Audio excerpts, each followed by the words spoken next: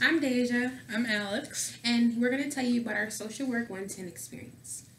Okay, well, for my experience, this is my first year at Ferris. I'm in the Intro to Social Work 110 with Elizabeth Post.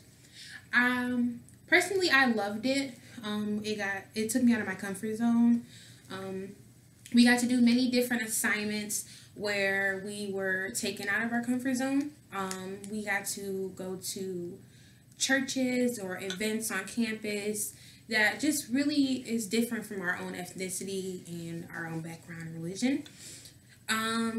In the class personally has taught me more multitasking skills. Respect was a big thing in our class that we learned, and basically just various ways to respect others and to look at the world differently. I like the class because it taught us a lot about the values and ethics in social work. And then it also took us out to talk to professionals. Mm-hmm. We had a couple assignments where we went to some agencies and we talked to the professionals there and then wrote a reflection paper on it. Mm-hmm. Then we also had a couple panels in class with professionals so that we could ask any questions we had. Now we're going to talk to you about the 6 core values of social work. The biggest core value is dignity and worth. Basically, it's a belief that everyone has worth, rather you have money, rather you don't have money. It's for everybody. It's no one's singled out. Everyone has worth. The second value is importance of human relationships. So humans are social creatures. We rely on each other to stay healthy mentally. And so as social workers, we value those relationships between people and want to help build them and improve them if we can. The next one is service. Our whole profession is based on service towards others. We provide service for compensation. We also volunteer our time and our resources for communities, for everybody in the community, all around. Basically, our service does not single anybody out. We are here to help everybody with their needs. The next one is competence. So we always ensure that we can help people in the best way possible, but we make sure that we're educated so that we can do it. We don't try and do anything unless we know what we're doing so that we don't hurt anybody else. Okay, the next one is integrity. We make our clients trust us. That's the biggest thing for social work. It's the trust. We want all of our clients to know that you won't be judged for anything that you have done. We're here for you to talk to us. Everything is kept confidential when talking to a social worker, and unless there is reasonable belief for us to think that you can harm yourself or others, everything is confidential. You will never be judged for anything that you do. And the last value is social justice.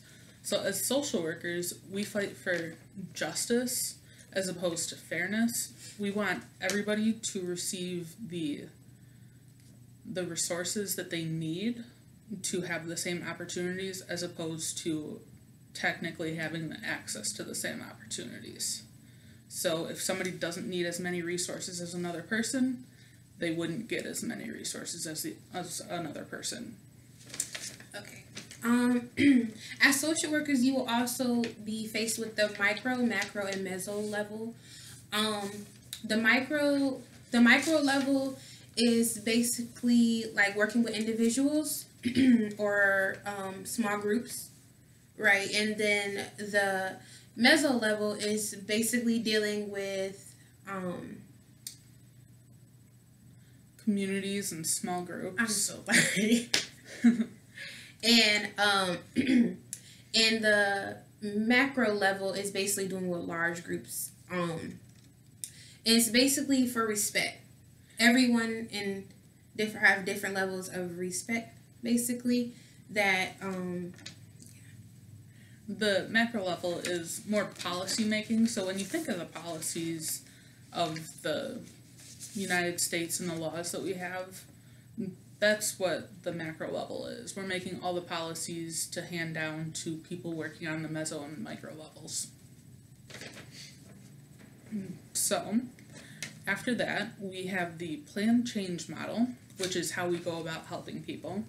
And the first part of that is engagement. So we engage with the client and we get them talking and we build rapport until we move on to the next step. And the next step is assessment. The assessment is basically learning what we can do to help you. It's basically after we hear how we engage, after we hear their problems and what's going on, it's basically just to help us help you. And then our planning is where we actually decide what we're going to do to try and help you. So we plan what our treatments are going to be and what things we're going to practice with you. Implementing is our next step also. Implementing is basically leaving the clients to themselves basically, so they can the goals and everything that they set for themselves. It's time to put them to the test. And after we implement, we do an evaluation to see if our planning and implementing worked. If not, we'll go back to the planning stage and try again. Well, this stage is the best stage. If you go through all that and you pass it, it's now time for termination. It's basically where you no longer need our services, and we have helped you enough where we feel like you're capable enough to be able to be on your own now. Yep. And then after termination, we usually have a follow-up appointment, which is just us making sure that you're still good and you don't need any more help. If you do need more help, then we'll go ahead and make another appointment and get some help. So we also have ethics. Towards our clients, we stress confidentiality and respect. No matter who comes in or what they've done, we respect them as a person. We respect our colleagues as both social workers and people, and do whatever we can to help them so that we can all work together as a team. And as a profession, we value all the values. We focus on those, and if we don't focus on those enough, then we can get in trouble and lose a license if we go wrong. Yep. But the biggest thing is across all levels of social work, we respect the people, no matter who they are or where they come from.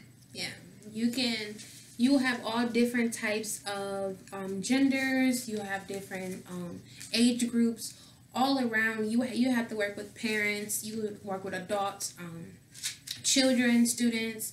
You work with the rural communities, the elderly, disabled. You also you'll work with disabled people mentally and physically. So there's all different varieties of people that you would have to work with, and it's just making sure that you're comfortable enough to work with them. Mm-hmm. And then another big thing we focus on is intimate partner violence. So we try to teach people to recognize the signs and then also learn the signs ourselves so that we can help anybody who's going through it. And a lot of it is just people coming in with the sudden complaint that a loved one or an intimate partner has become violent, whether it's physical or verbal or emotionally. And then we have to look at that and see whether it's actual abuse or if it was just an argument. And part of that is looking to see whether it's an ongoing cycle.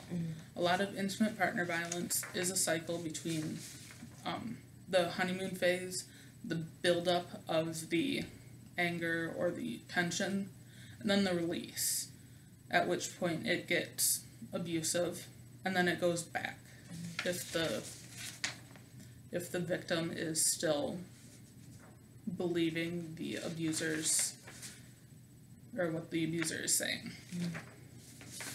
It doesn't, abuse doesn't stop just there. It's everywhere. It's physical abuse, like she said. It's sexual abuse. It's abuse in all different forms.